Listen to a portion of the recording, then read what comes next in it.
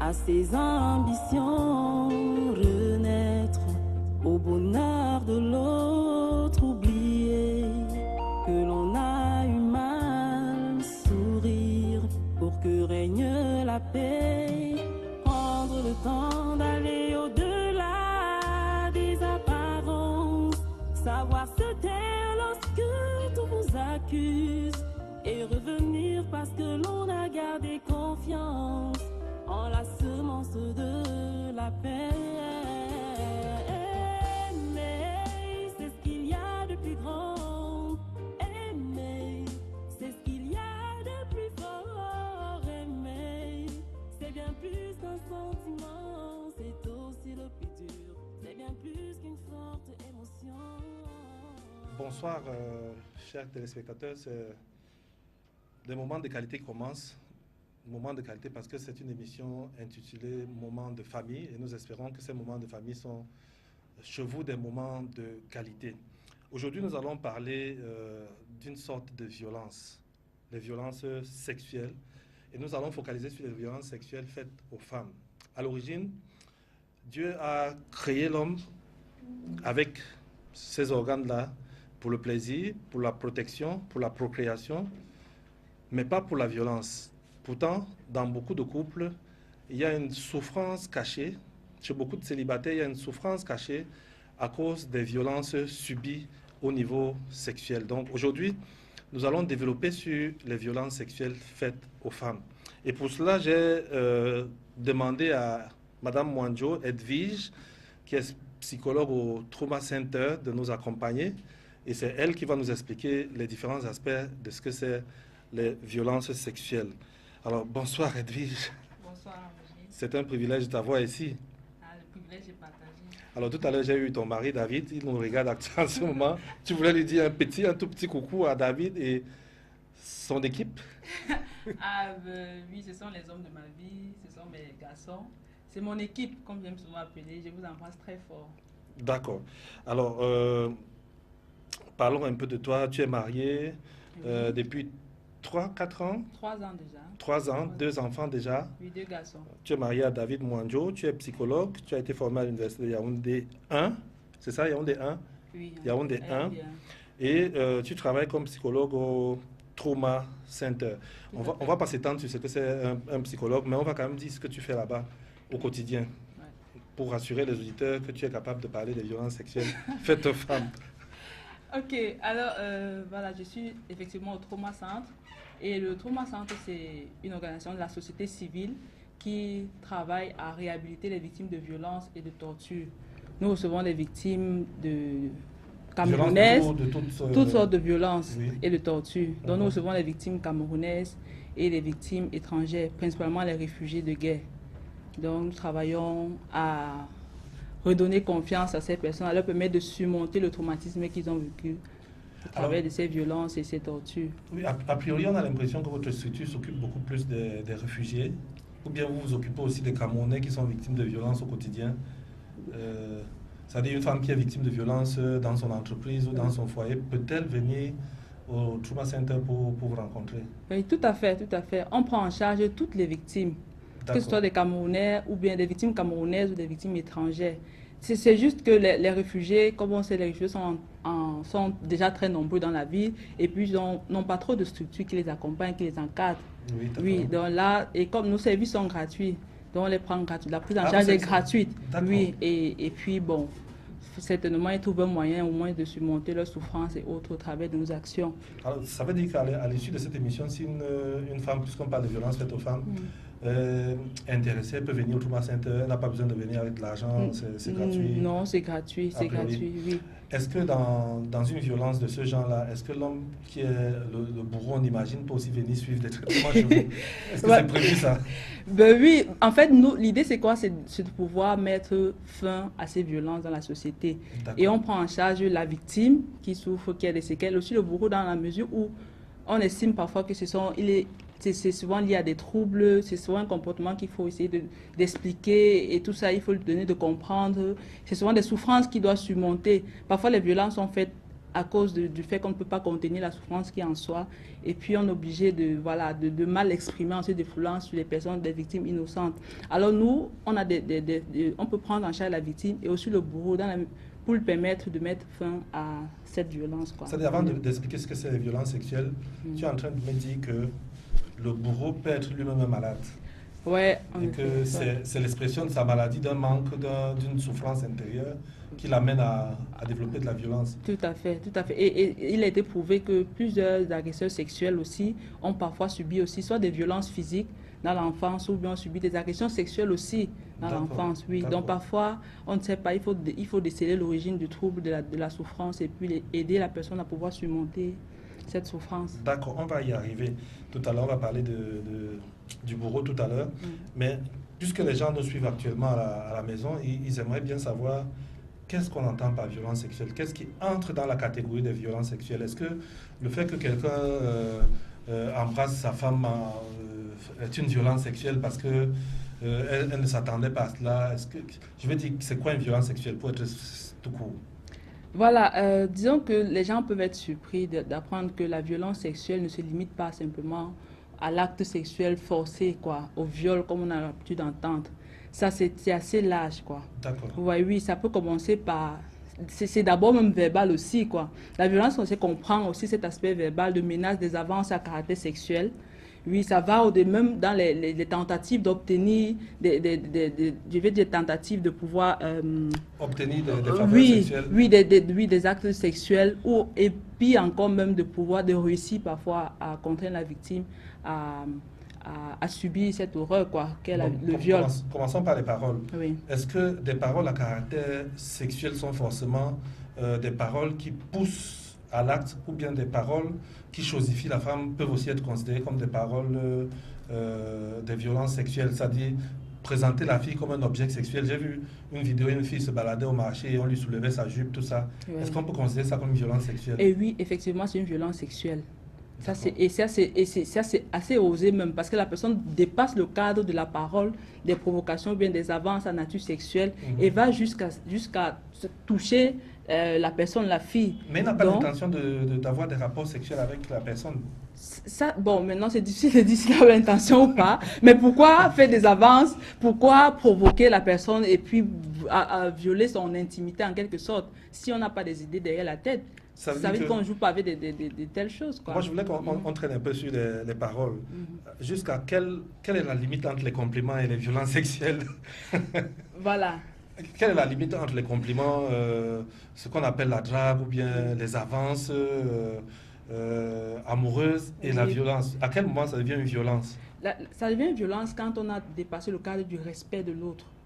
D'accord. Oui, quand on a dépassé le cadre du respect, parce que l'autre c'est une personne qui mérite le respect. D'accord. Si on commence à dire, il y a une différence entre, voilà, j'apprécie les compliments que je fais à une fille et puis je dis, j'aimerais bien sortir avec toi. Il y a une différence entre ce genre d'avance et ce genre, comme on a souvent l'habitude d'entendre un peu partout, et puis la musique aussi qui favorise ça. Je voudrais par exemple coller cette petite et tout ça là-dedans. Ça, ce sont carrément des paroles très déplacées et qui entrent dans le cadre de la violence sexuelle. C'est même des paroles ça veut dire que des paroles de ce genre sont des violences déjà. Oui, ce sont des violences. D'accord. Donc, pardon, oui, juste pour dire que la violence, c'est ce qu'on prend, cet aspect verbal et aussi l'aspect physique. L'aspect physique, ça veut dire porter atteinte à la pudeur, voilà.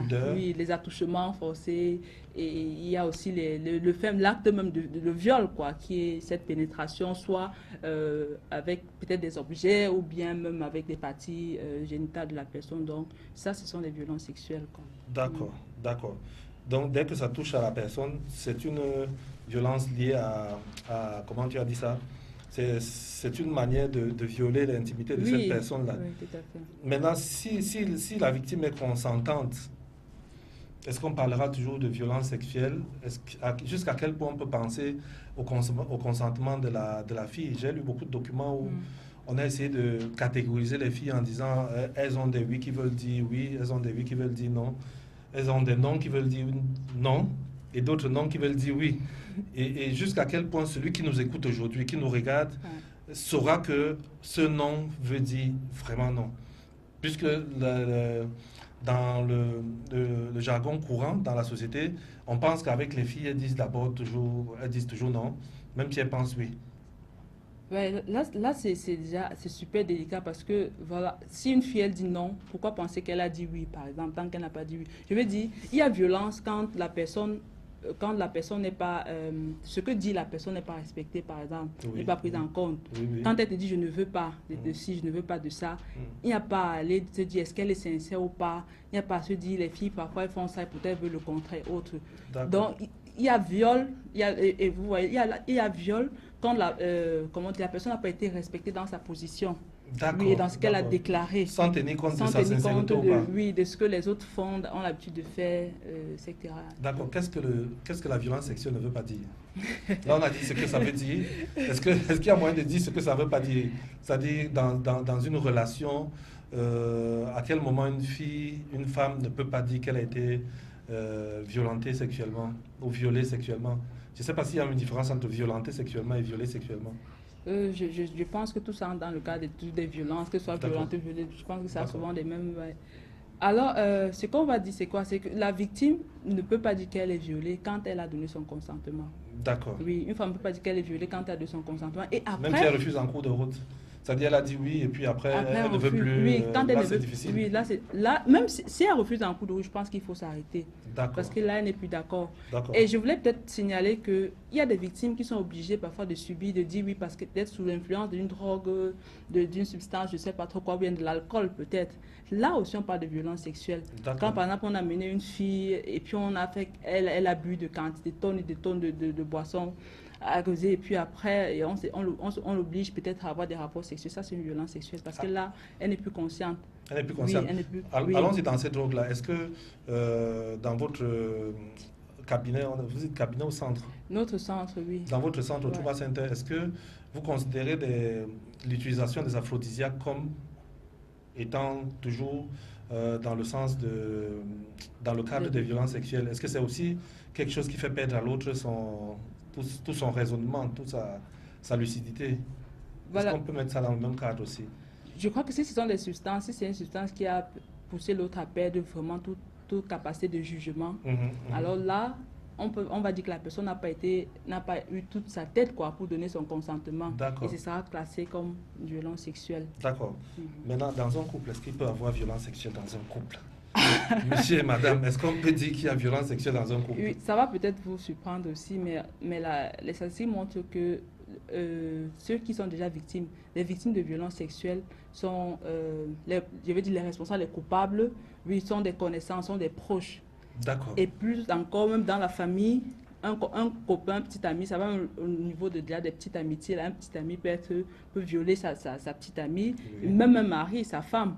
Donc, D'accord. on parle de violences sexuelles. Donc, il y a des violences sexuelles au sein de la famille. C'est vrai qu'on parle des femmes aujourd'hui, de violences sexuelles faites aux femmes, mais est-ce que, comme ça une parenthèse, parce que les hommes nous écoutent aussi et nous regardent, est-ce qu'il peut arriver qu'un homme soit victime de violences sexuelles? Un homme. C'est difficile à expliquer, n'est-ce pas? Il peut en effet arriver qu'un homme soit victime de violences sexuelles, mais pas sa femme. C'est possible parce que pour l'homme, encore là, c'est toute autre chose parce que c'est tel que ça se passe. Quoi. Si on doit décrire l'acte sexuel tel que ça se passe chez la femme et chez l'homme, bon voilà, il y a des... Il y a des choses qui peuvent être considérées comme des violences. Ouais, en tout cas, ça existe. De toute façon, ça existe. Il y a des hommes qui sont victimes de violences sexuelles aussi.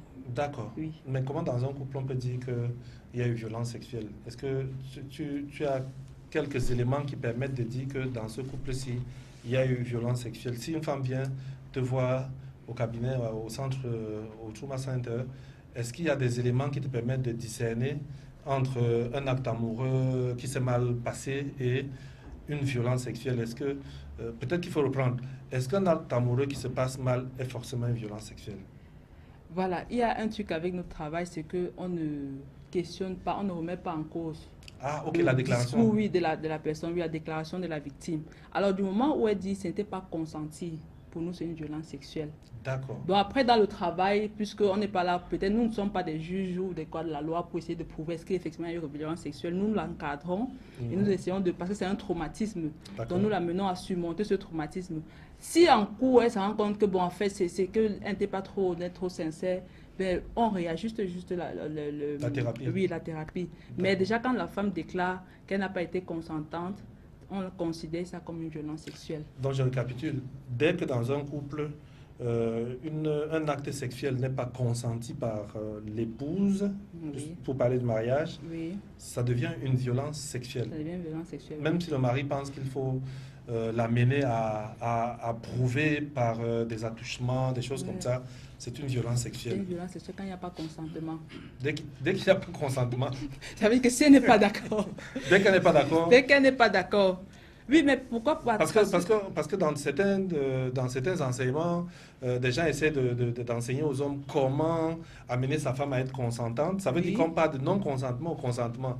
Est-ce que cette démarche-là peut être considérée comme une violence? Ça dépend du contenu de comment amener la femme à consentir. Qu'est-ce qui est pris, qu'est-ce qui est mis dans ce comment-là? Comment est-ce D'accord. qu'il s'y prend, quoi? Est-ce que ce D'accord. sont des menaces? Est-ce que c'est, ou bien est-ce qu'il essaie de courtiser sa femme, essaie je sais pas trop, de trouver, s'il a décelé peut-être le langage de sa femme, il essaie de passer par là, ou bien pour l'amener à consentir. Mais bon, je Et- pense que s'il a utilisé la violence, s'il a utilisé son autorité d'homme et autres, c'est Mais il y a- il y a- une il y a- violence sexuelle. Il y a une autre sorte d'autorité qu'on peut utiliser qu'on appelle la victimisation. Est-ce qu'un homme qui joue la victime, qui est lésé dans son couple Oui. et qui amène par cela sa femme à consentir à un rapport peut être considéré comme une violence? Tu comprends l'expression Oui, je comprends, victimisation? oui, je comprends un peu, oui. C'est une forme de chantage. Oui, après, oui, c'est le chantage, mais après ça a marché, quoi. La femme était consentante. D'accord, là c'est Oui, pas... là, c'est pas, on peut pas parler c'est une stratégie, il a usé, c'est une stratégie pour avoir le consentement de sa femme. D'accord, Donc, d'accord. Alors, quels sont les types de violences? On va rappeler aux téléspectateurs que après ces quelques questions, on va ouvrir l'antenne. Après l'intermède, c'est après l'intermède qu'ils pourront téléphoner ou envoyer des messages et que nous allons les lire ici à l'antenne. Est-ce qu'il y a une classification de violences sexuelles? D'abord, tu as dit il y a les paroles, je sais pas si ça fait Ouais. partie de cette classification. il y a des paroles, Oui, il y a bon, c'est on vient de parler du viol conjugal.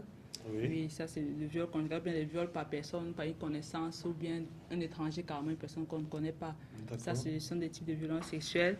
Et il y a le harcèlement. Le harcèlement qu'on peut Dans le trouver- cadre du travail, même en milieu scolaire. Oui, une femme qui se fait harceler par peut-être son patron ou bien par un collègue et ainsi de suite. D'accord, Ça sont des formes de violences sexuelles. d'accord. Ouais. Et ce harcèlement-là peut... parce que quand on dit que c'est une violence sexuelle, ça veut dire que dans ce cadre-là, il est possible qu'elle soit consentante. Ce qui... Le harcèlement. Oui, je veux qu'elle dire soit- qu'elle soit consentante au niveau du bureau. Le bureau n'est pas un endroit pour avoir des rapports sexuels. À moins que je me trompe. On y va pour faire son travail, Ben, en principe, pas. servir nos clients et traiter avec nos fournisseurs pour aller avoir Ouais. des rapports sexuels. Alors, quelles sont les origines possibles de violences sexuelles? Tu as dit qu'il y a des gens qui sont malades d'abord, Oui, il y a des des gens bourreaux qui sont vraiment malades. oui, qui ont été malheureusement victimes de ces violences. Oui, dans l'enfance, les enfants qui sont exposés à la violence physique et la violence sexuelle aussi, là, c'est la violence sexuelle, c'est un pourcentage un peu plus élevé que les violences physiques. Parce que les enfants qui sont issus des familles dysfonctionnelles où la violence est présente, on expose l'enfant à ce genre à ce fonctionnement. Alors ça prédispose les enfants aussi à la violence. D'accord. Donc ça sont À toute forme de oui. violence, pas seulement sexuelle. Oui, à toute forme de violence. Et comme on parle de la violence sexuelle, oui, à la peut s'y violence retrouver. sexuelle aussi. Il y a ça, il y a aussi... ouais. Oui, vas-y, Mhm. je t'écoute. Donc, il y a aussi le fait d'appartenir aussi à des gangs. Et parfois, ce sont des bandes, il y a des jeunes bandes adolescents, oui, qui s'entraînent, je veux dire, ils se laissent entraîner par des amis comme ça, de mauvaise foi. Oui. Et puis, l'actualité parle de cette histoire de viol collectif qu'il y a eu au Brésil. Oui. Donc, parfois, quand on appartient à une bande et puis on veut prouver que voilà, on est à la hauteur de ce qui se passe et vit dans le groupe, on est contraint À passer à l'acte. oui, à poser de tels actes, quoi. Mhm. Donc, ça prédispose aussi des personnes à la violence sexuelle. Tu disais que les enfants qui ont subi des violences sexuelles sont Mhm. un peu plus exposés à pratiquer Oui, aussi. à pratiquer. D'accord. des Comme violences quoi? sexuelles. Comme une revanche? En fait, là un ça va nous faire soulagement? entrer peut-être dans le développement de l'enfant. Et puis, c'est parce que l'enfant, lui, l'enfant tout petit, a de repères que son entourage. Et puis, ce qu'il calque comme modèle, c'est ce que lui présente son entourage. D'accord. Alors, si dans le développement de l'enfant, il voit que la violence sexuelle est assez présente, il va l'intégrer comme étant quelque chose qu'il faut faire, par exemple. Donc ça devient une croyance, mais dysfonctionnelle pour l'enfant. C'est plus tard, maintenant qu'avec la maturité, il peut être obligé de... Je veux dire, il peut voir les limites de cette croyance, soit d'essayer de changer ou bien décider de perpétrer, quoi. D'accord, moi je vais parler un peu comme tous ceux qui nous écoutent et tous ceux qui nous regardent. Quand dans une famille, un homme, j'ai eu des SMS hors antenne de ce genre-là, un homme qui est venu pour épouser la mère se retrouve avec la fille, est-ce qu'on peut considérer qu'il y a une violence sexuelle quelque part? Se retrouve avec la fille dans quel contexte? Je parle de contexte sexuel. C'est-à-dire que pendant l'absence de la maman, le monsieur a des rapports sexuels avec sa fille. Voilà. Si elle consent, est-ce qu'il n'y a pas une violence sexuelle? Si elle consent sous aucune influence, d'accord, on ne parlera pas de violence sexuelle dans ce cadre. D'accord. Bateau, dis-moi comment un homme peut violer sa femme. Comment un homme peut violer sa femme? Tu l'as dit, mais il faut redire parce qu'il y a des gens qui veulent le comprendre. Comment est-ce qu'un homme peut violer sa femme? J'imagine que ce qu'il veut comprendre, c'est comment est-ce possible. Il ne veut pas dire, il veut pas que tu lui expliques la stratégie. Mais je suis sûr qu'il a des réserves. Il ne comprend pas que ça puisse arriver dans un couple. Qu'un homme viole sa femme. Ok. Je crois que, comme on l'a si bien dit, oui. Un homme viole sa femme dans la mesure où la femme ne consent pas au rapport sexuel. D'accord. Oui, au rapport sexuel. Si la femme n'est pas d'accord, oui, et qu'il la contraint, il contraint la femme à avoir des relations sexuelles, là, c'est la violence sexuelle, là, c'est un viol conjugal. Donc, dans le viol conjugal, c'est le fait d'imposer un rapport sexuel à sa femme, oui, non consenti. Non consenti, c'est ça, je crois que c'est ça la clé, c'est le non-consentement. Ouais. Alors, est-ce qu'on peut parler de violence sexuelle quand c'est la femme qui prend l'initiative d'imposer à l'autre, à l'homme? Je crois que tu as déjà répondu à ça. Ouais. Autre question? Oui, tu voulais dire un mot. En fait, je disais que peut-être il faut qu'on se comprenne. Hein. Il y a violence sexuelle quand il n'y a pas consentement. Et s'il n'y a pas consentement, c'est parce qu'il n'y a pas respect pour l'autre. D'accord. Oui, il n'y a pas respect pour l'autre. Alors c'est ça, c'est pour ça que si... Ouais, non, allons-y, vas-y. Ok, donc je dirais qu'il n'y a pas respect, pour l'autre. Et puis c'est ça qui est très capital. On considère, la personne a le sentiment que la personne n'a pas le droit à certaines choses, ne peut pas s'exprimer, ne peut pas être respectée comme elle doit être respectée. Là, il y a viol. Alors, il y a ce message qui dit, bonsoir, je pense qu'il faut que les femmes corrigent leur tenue, car cette tenue nous violente psychologiquement. Du coup, l'homme réagit par la violence. Merci pour tes explications, grande sœur. Pour les tenues.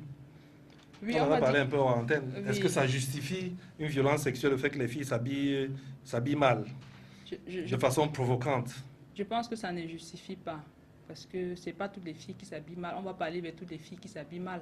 Et ça, pourquoi une fille spécifiquement? Ça ne justifie pas qu'une fille soit violée parce qu'elle s'est habillée de façon légère. D'accord. Oui, donc, parce que c'est la raison que les gens donnent souvent, très souvent, pourquoi est-ce qu'elle m'a provoqué. Mais on peut aussi se demander pourquoi est-ce qu'on ne sait pas maîtriser. Si on respecte une femme, on ne va pas la violer. D'accord. Donc, oui. Alors, pour celle qui est victime de violences sexuelles, que doit-elle faire? Quand une femme est victime de violences sexuelles, qu'est-ce qu'elle a à faire? Quel recours elle a? Ok. On va prendre les deux cas, l'épouse et des rapports, quelqu'un qui est violé par autre personne. Et comme on sort des familles recomposées, dans une famille recomposée, qu'est-ce qui se passerait? Quel est le recours que la personne peut avoir en cas de violence sexuelle? On va dire ceci. Hein. Oui. Un, qu'est-ce qu'il peut faire? Et deux, qu'est-ce qu'il ne doit surtout pas faire? D'accord. Est-ce que peut-être avec ta permission, je peux parler des conséquences? D'accord. Parce que si on ne mesure pas la conséquence, combien la personne, la victime souffre, combien la victime a été carrément transformée de façon négative, on ne va pas toujours mesurer la portée de ces actes. On ne voit pas combien la victime est affectée. Alors, pour ce qui est des conséquences des violences sexuelles, sur le plan physique, on a ce qu'on appelle, d'ailleurs le médecin là va mieux comprendre, ce qu'on appelle les traumatismes gynécologiques. Il y a des grossesses non désirées, il y a des avortements, il y a des troubles sexuels. Ça, ce sont des conséquences sur le plan physique. Il y a même des fistules traumatiques. Donc ça, ce sont un peu jargon médical, mais c'est pour dire qu'il y a des conséquences sur le plan physique. Et sur le plan psychologique, il y a beaucoup de conséquences. Là, c'est très important. Il y a trop de conséquences négatives du viol ou des violences sexuelles de l'individu. Il y a la dépression. Il y a ce qu'on appelle... Il faut une expression que nos téléspectateurs comprennent. Oui. La dépression, c'est la folie, quoi. Non, pardon. C'est pas la folie. Non, c'est pas la folie, mais la dépression, c'est une forme de tristesse prolongée. C'est une tristesse très profonde. C'est-à-dire que la personne se ferme en elle-même. Oui, là, maintenant, il y a plusieurs conséquences. Et parfois, c'est lié à une perte. Très souvent, c'est cette tristesse qui est profonde. Ce n'est pas une tristesse passagère, genre, peut-être j'ai pas reçu mon examen. Bon, peut-être l'examen aussi, ça peut entraîner une dépression. Ce n'est pas une tristesse, genre, voilà, il pleut et tout ça. Je suis triste, je voulais sortir et puis je suis empêché. Non, ça, c'est une tristesse profonde qui habite un individu pendant plus de 2 semaines. Là, on parle de dépression. Et ça a beaucoup de conséquences. Et c'est lié à une perte. Et là, on va voir... Elle perd quoi? Sa dignité? On perd sa dignité parce qu'on sait que le viol engendre ce qu'on appelle le sentiment de culpabilité beaucoup et la honte aussi. Tu vois, c'est une victime, la victime devient à honte d'avoir subi ce viol. C'est quelque chose qui est assez paradoxal, qui est vraiment difficile à comprendre. Parce que c'est le bourreau, le coupable qui devrait avoir honte. Mais là, c'est la victime qui a honte. Au point de protéger la... Et elle souffre, elle souffre de ça. Peut-être quand on va parler de ce qu'il ne faut pas faire, on pourra... D'accord. Ouais, Donc, je parlais de la dépression, oui, je parlais de troubles de stress post-traumatique, parce que ça, c'est un trouble qui est diagnostiqué. Les personnes qui ont vécu un événement traumatique et le viol en fait partie. Les violences sexuelles, oui, font partie des événements traumatiques. D'accord. Donc, il y a le trouble de stress post-traumatique, il y a le trouble de sommeil, il y a des troubles de sommeil, il ne dort pas. Ben, elle ne dort pas, oui, on n'arrive pas à dormir. Et imaginez, si on n'est pas déjà capable de tenir plusieurs nuits sans dormir, quoi. Le lendemain, on paye cash, il y a des conséquences. Alors, si une victime doit subir ça pendant un moment, et je vous assure qu'il y a des personnes qui sont violées et qui, 10 ans après, souffrent toujours, comme si c'était de ce viol, oui. Comme si c'était une affaire qui s'est passée hier. Voilà, tout à fait. Donc, peut-être je vais continuer avec les conséquences, parce que ça, c'est très important. Alors, il y a aussi il y a des plaintes somatiques, parfois des douleurs, on ne comprend pas, j'ai toujours mal à la tête, j'ai toujours peut-être mal au dos, j'ai mal ci, j'ai mal. Donc, il y a ça, il y a des comportements même suicidaires. Il y a plusieurs victimes qui préfèrent vraiment se donner la mort que de subir, de vivre avec ce souvenir traumatique. Il y a des comportements suicidaires. Il y a des troubles de la panique. Et voilà, sur le comportement, on va parler parfois des victimes aussi, tellement c'est dur de vivre avec la souffrance qu'elle est obligée parfois de s'exposer. Elle a des comportements, elle manifeste des comportements à risque. De genre, elle va se livrer peut-être à la sexualité, comme ça, une déviance, comme ça, elle va juste se laisser aller à ça. Oui. Il y a aussi... comment on va appeler ça?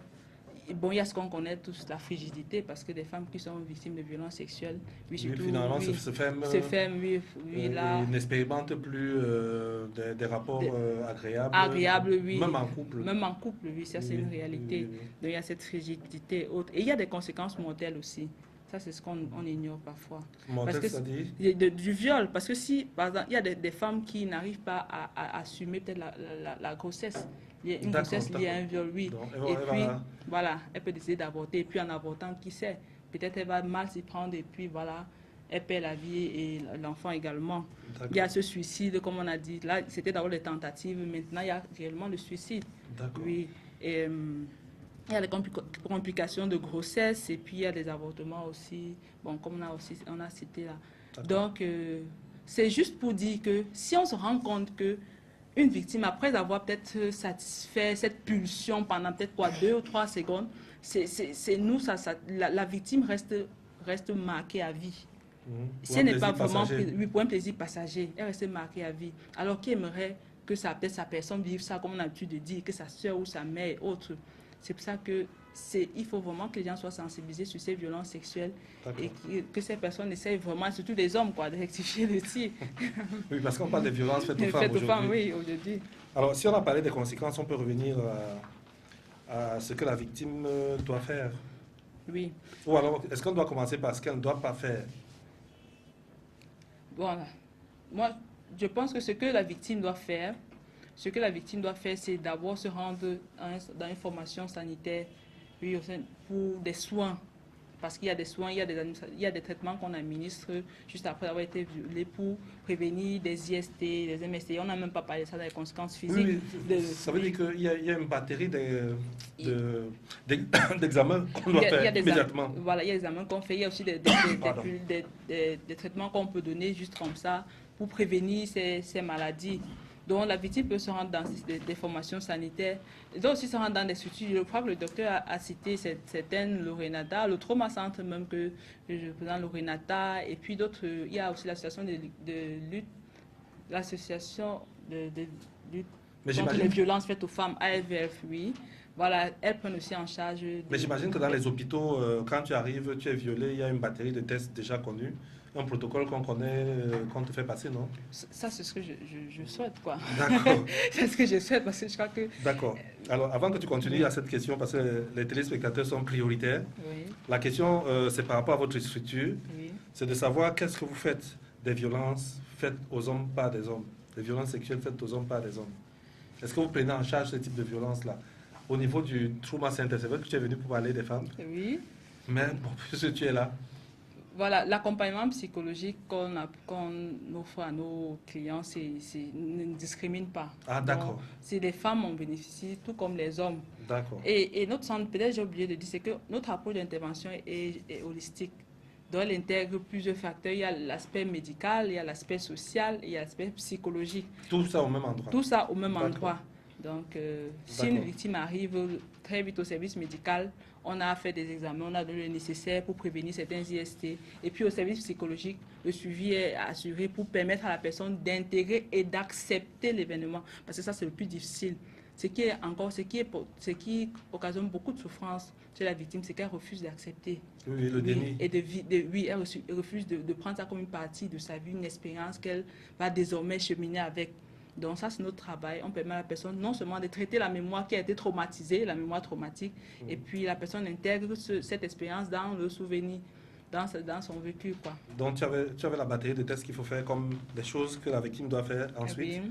Donc, Venir dans un centre comme le vôtre ou oui, tous on les peut autres qui nous ont envoyé des l'encadrer. messages, Voilà. on peut poursuivre un encadrement. Ouais. Donc celle qui ne suit pas cet encadrement est en danger. On va le dire que c'est vraiment, en tout cas, il faut se soutenir, il faut avoir un cadre où on nous permet de pouvoir surmonter le traumatisme. D'accord. Oui. L'idéal, c'est d'aller vers des professionnels, des personnes qui sont formées pour guérir. D'accord. Ça veut dire qu'il y a des cadres qu'on peut considérer comme étant des mauvais cadres. Je vais rappeler aux téléspectateurs que ce n'est pas la peine de m'appeler sur le numéro qui est affiché à droite de votre écran. Il vaut mieux m'appeler par le numéro qui est affiché à gauche. Le numéro à droite, c'est uniquement pour envoyer des messages. Là, on est en train de dire les structures dans lesquelles ils peuvent se faire accompagner. Oui. Ça, tu l'as décrit. Il y a aussi donc, il y avait première étape, commencer par Aller dans un centre de santé. aller dans un centre pour les examens pour les rapidement, examens pour et être sûr qu'on prendre n'est des pas tombé médicaments, malade. Oui, qui vont prévenir certaines maladies. Pour des préventions. Ouais. Ensuite, aller vers un Vers conseil, des psychologues. vers des psychologues et Qui vont- qui vont vous aider Oui. dans ce sens-là. ouais. Alors, qu'est-ce qu'elle ne doit surtout pas faire? C'est ce qui est très difficile. C'est vraiment un gros défi pour les victimes. Elles ne doivent pas se cacher. D'accord, Elles ne doivent pas vivre. Elles ne doivent pas s'isoler. Elles ne d'accord. doivent pas garder ça pour elles. Parce qu'on est toujours tenté à le faire. On comprend très bien. Toutes les victimes qui arrivent, c'est qu'on reçoit. C'est toujours difficile de parler de cet événement parce que c'est comme on a dit, c'est accompagné de beaucoup de honte, d'un sentiment de culpabilité. Parfois, la victime se dit, quelque part, elle a été à l'origine, c'est elle qui a rendu cela possible. Et voilà. Donc, il ne faut surtout pas se cacher, il faut sortir, il faut chercher de l'aide. Parce que Oui. ça détruit la vie, carrément. D'accord. Il y a ce message qui vient d'arriver. Bonsoir. Avant, je voulais savoir si un homme est harcelé par sa femme. Qu'est-ce qu'on doit faire quand un homme est harcelé par sa femme? Est-ce qu'il doit venir au Trauma Center aussi? S'il subit un harcèlement sexuel à la maison par sa femme? Parce que j'en ai rencontré lors de nos conférences Ouais. des épouses qui nous ont des épouses qui sont venues nous dire. Il y a une qui m'a dit clairement que c'est elle qui dérange son mari. C'est elle qui est demandeuse, Oui. pendant que son mari est réfractaire. Donc, le moment où il dit non à un rapport sexuel, il est considéré comme étant en train de subir une violence sexuelle de la part de sa femme qui est très demandeuse, même si c'est dans le cadre du couple. Bon, là, c'est assez délicat parce que s'il dit non et que la femme ne fait rien, bon, Ah, il n'y a d'accord. pas de violence. D'accord. Oui, il n'y a pas de violence. C'est en au mon cas sens. où... Oui, c'est au cas où il dit non et puis la femme se jette sur lui et puis l'oblige. Et puis pour un homme, c'est que c'est assez délicat quand même. C'est assez de difficile contraindre à, oui, de contraindre à un homme. avoir des rapports sexuels, c'est assez compliqué, quoi. D'accord. Donc, Tu disais, la chose qu'elle ne doit pas faire, c'est ne pas cacher. ne pas cacher, ne pas Vos s'isoler. numéros sont Oui. ouverts. Oui. le centre Aller est chercher ouvert, de l'aide. il faut Ouais. chercher de l'aide, Oui. forcément. Il faut demander Il faut de chercher la l'aide. bonne aide. Il faut voilà, aussi. Parce qu'il y a ce discours que l'entourage a souvent, les membres de la famille ou bien des amis, c'est que bon, voilà, tu n'es pas la seule, tu n'es pas la première, tu es pas. Ça arrive à d'autres personnes, tu dois pouvoir surmonter ça. Mais ça se dit seulement par des gens qui n'ont jamais connu des violences sexuelles, qui n'ont jamais été violés. Parce que si on a été violent, on ne peut pas tenir ce genre de discours. On va dire, ben attends, tu ne vas pas exposer la famille comme ça, c'est un tonton ci, c'est un tonton ça, non. D'accord. Et il faut rendre justice parce que la victime a besoin que justice soit faite. Et là, tu attaques un domaine qui est très important et je souhaite que celles qui nous écoutent et qui nous regardent en ce moment se rappellent qu'il y a beaucoup de violences sexuelles en famille. Pas entre monsieur et madame, mais parfois entre un oncle et une nièce, oui. un grand-père et une petite fille. Et vous avez parlé même des familles recomposées. Parfois, Dans les familles recomposées, ça peut être le le mari de maman. Oui, le mari de maman, ou bien le fils du mari de maman et tout ça. Ça, ce sont des réalités que les gens vivent. Pour lesquelles on vous encourage, hein. C'est pour lesquelles on vous encourage à demander de l'aide. Parce que c'est cette aide-là qui vous permet de sortir de cette situation difficile. Alors maintenant, on a dit ce qu'il peut faire, ce qu'il ne doit pas faire.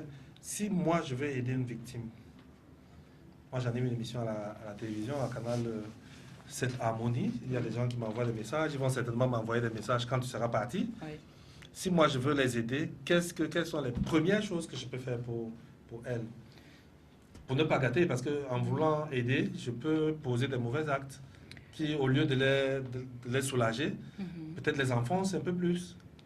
Oui, je comprends. Bon, je pense que si toi, tu veux les aider, tu les conduis dans des endroits des centres ou bien chez des personnes compétentes. Pas que toi, tu n'aurais pas peut-être des compétences pour, mais si déjà tu n'es pas psychologue ou bien peut-être tu n'es pas médecin. Je suis conseiller conjugal. Tu es conseiller conjugal. Ça ne suffit pas. C'est peu pour ça. Non, c'est pas peu. C'est juste pour dire tout le monde n'a pas toujours accès aux soins psychologiques. Il y a la famille qui est un véritable soutien. Donc, si on veut aider, déjà, si on ne peut pas amener la personne vers des spécialistes, si on va dire comme ça, si on ne peut pas conduire la personne vers ce genre de personnes, on peut juste essayer de... Ce qu'il faut faire, c'est d'être présent pour la victime. Ça veut dire être là à supporter la victime, parce qu'après, comme on a dit, la dépression, c'est pas plaisant. Tu peux pas vivre avec quelqu'un qui, pendant 2 ou 3 semaines, un mois, est toujours enfermé dans la chambre, ne veut rien faire, ne veut pas manger, est toujours en colère, et ci et ça. C'est difficile, mais c'est la souffrance. Si on ne comprend pas, il faut transcender. Oui, bien sûr, oui, tout à fait. La personne qui est violée peut... Il y a juste comme on a dit, ça, ce sont des troubles, ça, ce sont comme des maladies psychologiques, quoi, oui, qui surviennent quand une personne a été victime de ce genre. Donc, il faut être là, présent pour la personne. Mais en tant que coach, je pense que toi, tu as des outils aussi pour accompagner ce genre de personnes, même si tu ne fais pas une thérapie profonde. Oui, on rencontre, parce que ceux qui nous suivent ne sont peut-être pas au courant. On rencontre beaucoup qui subissent des violences sexuelles étant mariés entre monsieur et madame. Et c'est pour cela même que j'étais invité. Nous n'encourageons pas des relations extra-conjugales. Donc, quand je t'invite, c'est beaucoup plus pour parler des relations conjugales. Mais ceux qui sont dans les relations extra-conjugales peuvent aussi profiter, parce que les violences sexuelles, tu nous l'as dit, se passent aussi en dehors du couple. Oui. Ça se passe entre amis, petits amis, ainsi de suite, ainsi de suite. On a dit, le bourreau ne doit pas se dire que la victime s'est exposée, était dans des conditions qui favorisent ce genre d'actes. Oui, de comportement. Et donc, il faut encourager, il faut expliquer aux gens comment éviter de succomber à ce genre de mauvais comportement.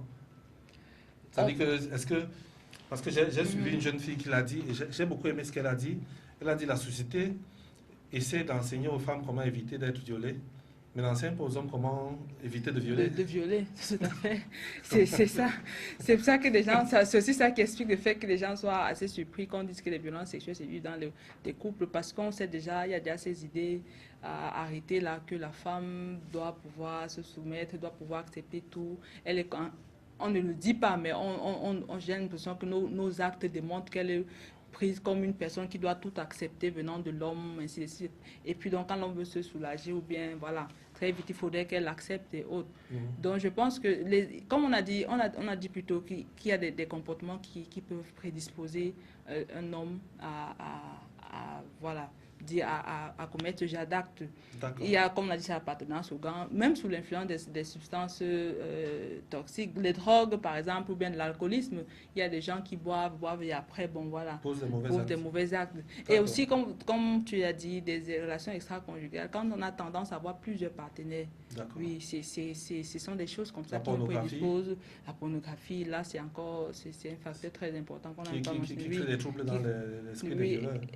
Dans l'esprit des violeurs, oui, qui permettent aux violeurs de voir, de toujours voir la femme comme étant quelque chose de, comme une chose, quoi, josifier la femme comme un objet, voilà, un objet sexuel. D'accord. Voilà. Alors, puisqu'on chemine déjà vers la fin de l'émission, je voulais poser 2 ou 3 petites questions avant qu'on clôture cette émission. Ça m'intéresse beaucoup. Je pense qu'il y a des personnes qui sont repentantes, des personnes qui sont sincères, qui ont commis des erreurs graves, mais qui, à un moment donné, aimeraient revenir en arrière, aimeraient réparer leur tort. Est-ce que dans une thérapie d'une personne qui a été violée, est-ce que le bourreau peut jouer un rôle? Est-ce qu'il peut jouer un rôle dans cette thérapie-là? Est-ce qu'il peut aider? J'imagine quelqu'un qui a fait ces choses et puis après, il se rend compte qu'il n'aurait pas dû et il veut aider. Oui. Est-ce qu'il peut participer à la thérapie? Voilà, tout va dépendre parce que c'est dans la thérapie, la personne qui est au centre, c'est la victime. Tout va dépendre de la victime. Si la victime souhaite que le bourreau intervienne, si la victime souhaite être réconciliée en quelque sorte, parce que c'est un peu de ça qu'il est question, avec le bourreau, voilà, on peut faire intervenir le bourreau. Donc tout dépend, notre entretien... Attends, mais c'est pas la victime qui dirige la thérapie? C'est pas la victime qui dirige la thérapie, mais tout se fait autour de la victime. La victime est le noyau, est la personne la plus importante dans la thérapie. Parce que il s'agit de son bien-être, il s'agit de relever la victime, il s'agit d'elle. Donc oui, et tout viendra d'elle. Le psychologue n'est pas là pour dire à la victime, voilà, tu vas te relever aujourd'hui, tu vas faire ci, tu vas faire ça. Le psychologue n'impose rien à la victime, le psychologue l'accompagne et permet à la victime de déceler des ressources qui peuvent lui permettre de surmonter des difficultés. D'accord. Et donc on reconnaît que le bourreau peut se repentir. Oui. Il peut déjà admettre que ce qu'il a fait est mauvais. Tout à fait. Il peut, sous le contrôle des thérapeutes, rencontrer la victime. Oui, si la victime est consentante. Oui. Et la deuxième question, c'était de savoir si elle est consentante, est-ce que le fait que celui-là vienne demander pardon change quelque chose pour améliorer la situation de l'autre? C'est-à-dire le fait de venir lui dire, je suis désolé, je n'aurais pas dû, ainsi de suite, ainsi de suite. Est-ce que ça améliore forcément le cas de l'autre? Forcément, c'est difficile à dire, on va dire c'est au cas par cas, mais il y a de fortes chances que ça améliore quand même pour certaines personnes. D'accord. Oui, ça pourrait améliorer, peut-être d'autres pas du tout. Oui, tout dépend du niveau de préparation, tout dépend de comment est-ce que la victime décide d'avancer, d'évoluer, quoi. D'accord, il y a un message d'un téléspectateur qui demande si on peut parler de violence sexuelle dans un mariage forcé. Peut-être pas. Parce que dès le début, il y a de la violence. Est-ce que la violence est sexuelle à ce moment-là? Ou la violence est simplement le mariage qui est une violence? Merci. Je crois que l'intervention du téléspectateur nous rappelle un point qu'on a oublié de mentionner parce que les violences sexuelles aussi se vivent très souvent au sein de ce type de mariage, quoi, le mariage forcé. Donc, voilà, maintenant le mariage est forcé. Tu vois la nuance? Oui, je vois. Est-ce que c'est le mariage qui est une violence ou bien c'est les rapports qui sont dans ce mariage qui sont une violence? C'est pour ça qu'on dit ça, c'est assez complexe parce que à la base, ça peut être un mariage forcé et après, c'est une harmonie qui se développe. Et voilà. Donc après, on va dire, à chaque moment qu'on se rend compte que l'autre n'a pas donné son consentement. D'accord. Ouais, que l'autre a été contraint, il y a violence sexuelle. Alors si le mariage est forcé et que la victime dit, bon voilà, la victime finit par consentir, peut-être à cause de la culture de la personne, voilà, on ne pourra pas parler de violence. Pas seulement la culture, elle peut consentir après un mariage forcé, se rendre compte que la personne pour qui elle n'avait pas de sentiments, est plutôt quelqu'un de bien. Je veux dire, il y a des changements qui peuvent intervenir. Tout à fait. C'est vraiment au cas par cas. Maintenant, passons à... Et là, je ne t'ai pas présenté au début de l'émission comme étant chrétienne, pratiquante. Oui, tout à fait. Alors, donc on aborde le sujet sous l'angle chrétien. Ok. D'accord. Ça, on n'a pas préparé ça, il faut le dire déjà. Oui. Chez les chrétiens, on dit que le corps de la femme appartient à l'homme. Oui, et vice-versa, je crois. Et vice-versa. Oui, le corps de la femme à son mari. Ça veut dire que la femme ne possède pas son corps. Voilà, Est-ce que ça ne te crée pas un embarras dans la thérapie? Quand Oui. une femme vient dire, j'ai rencontré une qui m'a dit, mon mari aime avoir des rapports sexuels et moi ça me fatigue. Oui. Donc son refus n'est pas lié à un trouble, des mots compliqués que vous utilisez dans votre jargon, mais c'est dû au fait qu'elle pense que ça la fatigue et que le lendemain elle est fatiguée au bureau. Attends. Est-ce que pour cela, en tant que chrétienne, est-ce que tu n'as pas l'impression qu'il y a une ambivalence entre les réalités de la psychologie qui parlent du consentement Oui. et le fait que le consentement de la femme devrait être obligatoire du moment où, je veux dire, on ne devrait même pas parler de consentement parce que du moment où elle est mariée, elle a le devoir, la société civile me la reconnaît ce devoir, Oui. de permettre à son mari de jouir d'une sexualité équilibrée. Tout à fait. Mais tu dis, vous accompagnez les gens, donc vous n'entrez pas dans ce genre de détails pour dire, est-ce que tu connais quand même le code civil Non, pas du tout. Je vais juste te dire, peut-être avant de faire un commentaire là-dessus, je vais dire, quand on parle de viol, c'est cette effraction, c'est la souffrance qui est créée, c'est parce qu'il y a eu cette effraction. Tu vois, il y a eu on a cette intimité qui a été comme brutalisée, quoi. D'accord. Oui, et c'est ça qui fait souffrir très souvent. Donc voilà. Maintenant, dans ce qui se vit dans les familles, est-ce qu'elle est fatiguée pour pouvoir satisfaire son mari sur le plan sexuel et autres? Je crois que même Dieu, quand il dit le corps de la femme appartient à son mari, ça c'est ce qui devrait être. Et je ne pense pas que Dieu ait mis derrière, bon, il a eu une idée de qu'il faut... De traumatisme. Oui, je ne pense pas que la sexualité, c'est quelque chose qui doit être... je veux dire, c'est comme vous avez pu le dire dans vos conférences, oui, c'est pour l'épanouissement, ça donne même l'épanouissement, oui, énergisant, oui, des uns et des autres. Donc, voilà, il faut peut-être souvent se poser la question, si finalement la femme ne me laisse pas toujours jouir de son corps, comment est-ce que je peux faire pour que ce soit ainsi, ou bien la femme aussi, pourquoi est-ce que je n'assure pas à ce niveau, quoi. C'est-à-dire que parfois, se remettre en cause et se demander comment je n'arrive pas à séduire ma femme. Oui. Pourquoi elle ne m'accepte pas de façon évidente, voilà. C'est ça? Oui, on peut dire ça. Alors avant que tu ne donnes ton mot de fin, je voulais résumer quelque chose que tu as dit et être sûr que j'ai bien compris. La violence sexuelle dans un couple, ce n'est pas une affaire de droit, ce n'est pas une affaire de principe, mais c'est une affaire de vécu. C'est ce que la personne ressent qui est une violence. Ouais. On peut nier le mot violence, mais ce qui importe, c'est que la personne ressent quelque chose et elle va vivre difficilement avec cette chose-là. C'est ça qu'on voulait développer aujourd'hui dans les violences sexuelles. Donc, il n'est pas question de dire elle a raison ou elle a tort. Il est question de dire est-ce qu'elle se porte bien. Et il y a des gens qui, à tort, peuvent se porter mal. Oui. On l'admet. Quand ils vont arriver vers toi, tu ne vas pas leur dire tu as tort, tu aurais dû. Tu vas chercher plutôt à les ramener dans leur position d'équilibre. Oui. Donc, pour terminer, parce qu'on est à la fin là, est-ce qu'il y a un conseil à donner à celles qui souffrent et qui nous regardent dans ce moment? Est-ce que tu es disposé à les recevoir? Est-ce que tu es disponible? Oui. Parce qu'il y a disposé et disponible à les recevoir si elle m'envoie un message tout de suite ou demain ou après-demain en disant je voudrais rencontrer la dame parce que je voudrais me confier à la dame. Parce que selon ce que j'ai appris, quand on se confie, le problème est déjà en partie résolu. Oui, tout à fait. Alors, je vais dire, je suis disposée, et pas seulement moi, mes collègues aussi. Nous sommes, toute une équipe des psychologues et des bénévoles aussi. Oui, parce qu'on a un staff de 4 à 5, des psychologues et des psychologues bénévoles.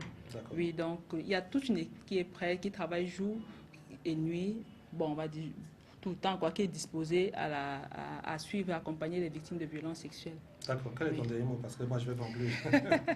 Mon dernier mot, c'est... Après cette occasion qu'on a eue, on sort d'un débat très houleux sur cette chaîne avec les familles recomposées. Ton passage a été plus tempéré, plus calme, parce que c'est un sujet très délicat, sur lequel il ne faut pas utiliser n'importe quelle expression à n'importe quel endroit. Il y a des personnes blessées qui nous regardent. Quel est ton mot de clôture pour cette rencontre d'aujourd'hui?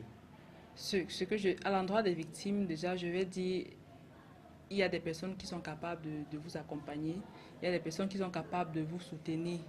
Il faut juste faire signe, il faut sortir de ce silence, briser ce silence. Parce que c'est lourd de vivre avec un événement aussi difficile, avec un traumatisme aussi difficile. Et comme je disais, ça peut, un viol d'il y a peut-être 10 ans a toujours des conséquences, comme si ça s'était produit la veille et autres. Donc sortez de votre silence et venez vers des personnes qui sont disponibles et disposées à vous encadrer et gratuitement aussi, à vous accompagner gratuitement. Et à l'intention des coupables, des bourreaux, si on va dire ça, bon, je vais juste dire de stopper. Faites-vous aider en fait, faites-vous aider parce que ça c'est un problème que vous avez, faites-vous aider, faites-vous accompagner, c'est possible de pouvoir surmonter ça. Parce que ce que vous infligez à la victime est juste terrible, quoi. C'est difficile de vivre avec, après un viol et de se rebâtir encore, c'est très dur. Donc vraiment, il faut stopper ça et faites-vous accompagner. Nous aussi, on accompagne des personnes comme ça. On reçoit des personnes sans juger, on ne juge pas, on ne discrimine pas du tout. Alors donc, nous sommes disposés à accompagner ceux qui vont se manifester. D'accord. Merci Edwige. Je voulais dire, en commençant par les bourreaux, je voulais dire une chose. Je voulais dire, pour les bourreaux qui sont mariés, je voulais leur dire cette chose-ci, ils ne sont pas appelés à contraindre leur femme, mais ils sont appelés à développer 3 choses. L'intégrité, l'amour et la compétence. Dès que tu as développé l'intégrité, l'amour et la compétence, la femme est prête à te suivre partout où tu veux l'amener. Développez cela et vous obtiendrez tout ce que vous voulez de votre épouse. Je vais, même comme tu as dit ton mieux de fin, j'ai encore quelques minutes, je ne peux pas léser ce téléspectateur qui envoie ce message en disant « Bonsoir à vous, les violences sexuelles, réalité, décret, je n'arrive pas à lire. Est-ce qu'il faut dénoncer ? Est-ce qu'il faut dénoncer les violences sexuelles ? Oui, il faut. C'est-à-dire que si j'apprends qu'il y a une violence, je cours à la police dénoncer, c'est ça ? C'est ce qui doit être fait. Il faut dénoncer et la famille doit accompagner. On doit se rassurer que la procédure, que ça aboutit. C'est vrai que sur le plan juridique, je ne suis pas une experte. C'est parfois difficile de prouver quand un certain temps est passé qu'il y a violence sexuelle. La loi est assez... voilà, mais il faut dénoncer. Faites tout ce qu'on peut pour pouvoir poursuivre le coupable, quoi. D'accord. Donc on a dit, pour les mariés, vous avez compris la solution.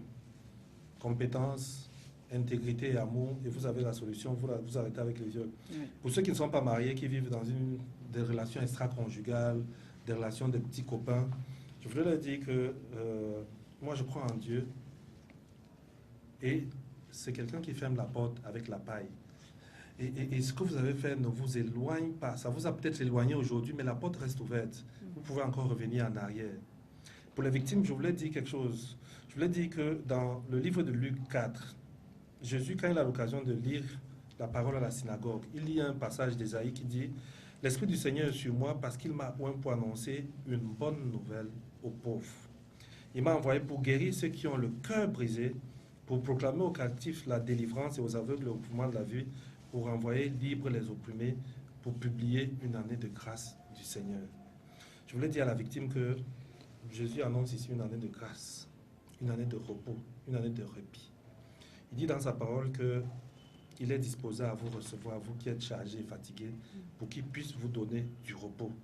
Cette année se concerne toi qui me suis en ce moment-ci. Le choix est de ton côté. Et tu peux choisir soit de rester en prison, comme tu as dit tout à l'heure, soit de briser le silence et sortir de cette souffrance-là pour accepter la main tendue de Jésus. Il ne peut pas te forcer, mais il peut te donner, redonner la joie de vivre.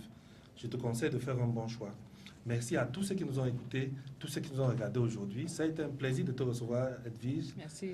Ça a été un plaisir de savoir que tu peux laisser nos 2 petits-enfants à la maison pour venir aider celles qui souffrent de traumatisme, de violence sexuelle. La semaine prochaine sera une autre semaine avec tout un autre programme où nous allons continuer à parler des moments de famille, des moments, espérons-le, de qualité. Sur ce, je dis bonne soirée à tous et que Dieu bénisse. À ses ambitions, renaître au bonheur de l'autre, oublier que l'on a eu mal, sourire pour que règne la paix, prendre le temps d'aller au-delà des apparences, savoir se taire lorsque tout vous accuse et revenir passer